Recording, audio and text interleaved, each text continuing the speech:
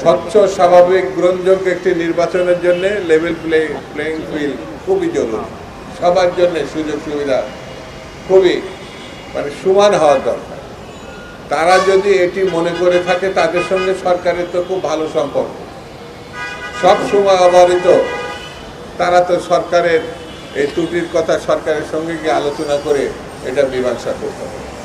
যদি মীমাংসা করা সম্ভব না হয় অথবা উদ্যোগ না হয়, তাহলে কি মানুষ ধরে নেবে যে এটি বাদ কি বাদ, শুধু কথা বলার জন্য এই কথা বলা? তবে একটি কথা আমি ডক্টর ইউনূস স্যারকে বলি, আপনি সেই জায়গায় বসে আছেন যেই জায়গাটি সারা দেশ সারা বিশ্ব সেই জায়গাটার দিকে তাকিয়ে আছে, যেটা হাসিনা, যিনি মানুষ খুন করেছেন কিন্তু ভালো নির্বাচন দিতে পারেন, যিনি গায়ের জোরে 3টার ক্ষমতায় থেকেছেন কিন্তু গ্রহণযোগ্য একটা নির্বাচন দিতে পারেন, যে মহিলা গণহত্যার নেতৃত্ব দিয়েছে, সেই মহিলা কিন্তু বাংলাদেশের আর মানুষের আরাধ্য নির্বাচন দিতে পারে না। সেই নির্বাচনের দায় বর্তমান সরকারের উপরে এসে ভোট দিয়েছে। এই সরকারকে বসে থাকতে হবে। এই নির্বাচনে যদি কোনো রকম ব্যত্যয় ঘটে, তাহলে দেশের গণতন্ত্র প্রতিষ্ঠার যে স্বপ্ন সেটা বিঘ্নিত হবে, দেশের স্বাধীনতা সার্বভৌমত্ব বিঘ্নিত হবে। যেমন পার্শ্ববর্তী একটা দেশ বসেই আছে যেন আমরা ভালো একটি নির্বাচন করে গণতন্ত্রের উত্তরণ ঘটাতে না পারি। সেই জন্য আমাদেরকে সজাগ সতর্ক থাকতে হবে। ভবিষ্যতে নিরাপদ, বিনিয়োগ হোক বিশ্বস্ত, আর আমার পছন্দ সল্টবে। Welcome to সল্টবে। বন্ধুরা, বাংলাদেশের কৃষক, শ্রমিক, খেটে খাওয়া মানুষ বড় কষ্টে আছে।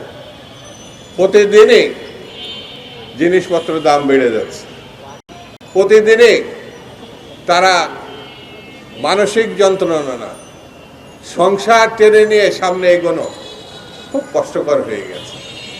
এই জন্যে বর্তমান সরকারের উচিত হচ্ছে ত্বরিতভাবে কিছু পদক্ষেপ নিয়ে মানুষের পাশে দাঁড়ানো। যদিও তাদের হাতে সময় এখন কম, তাদের কাছে মানুষ প্রত্যাশা ছিল অনেক যে ও সরকার পারেনি, এই সরকার পারবে। 17-18 মাস হয়ে গেল বর্তমান সরকার ক্ষমতা আসার পর জিনিসপত্রের দাম শুধু বেড়েছে, কমে নাই।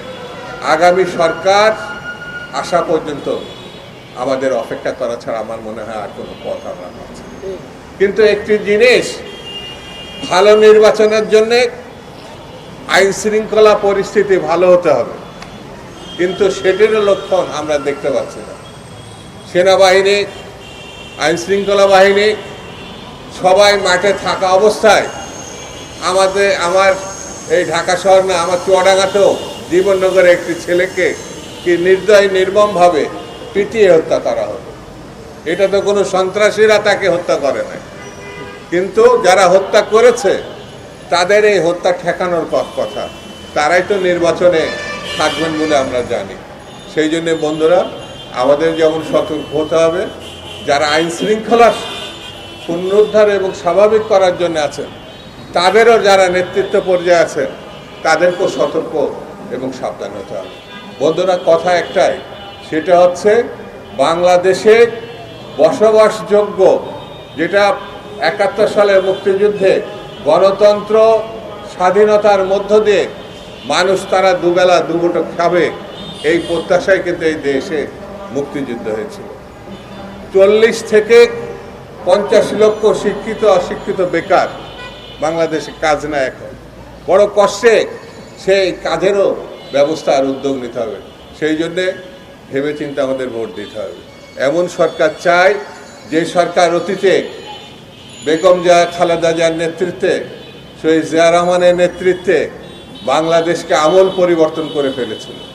নারী শিক্ষার ক্ষেত্রে বেগম খালেদা জিয়া অভাবনীয় ঘটনা ঘটিয়েছে, সেরকম একটি সরকার চাই। হ্যাঁ, আমরা প্রত্যাশা করি আগামী দিনে যিনি রাষ্ট্রনায়ক হিসেবে এখনই যিনি সম্মান পেয়েছেন, জনাব তারেক রহমানের নেতৃত্বে আগামী দিনে একটি সরকার আসবে, যে সরকারের প্রতিশ্রুতি বাংলাদেশকে গণতান্ত্রিক বসবাসযোগ্য এবং এই দেশকে রক্ষা করার জন্য যে সরকার দায়িত্ব নেবে সেটি বিএনপি এবং তারেক রহমানের সরকার, এটা আমরা মনে করি। আসুন এই প্রশ্নে আমরা ঐক্যবদ্ধ হই এবং যে কোনো মূল্যে একটি শান্তিপূর্ণ অবস্থা রক্ষা করে একটি গ্রহণযোগ্য নির্বাচনের দিকে আমরা এগিয়ে যাই।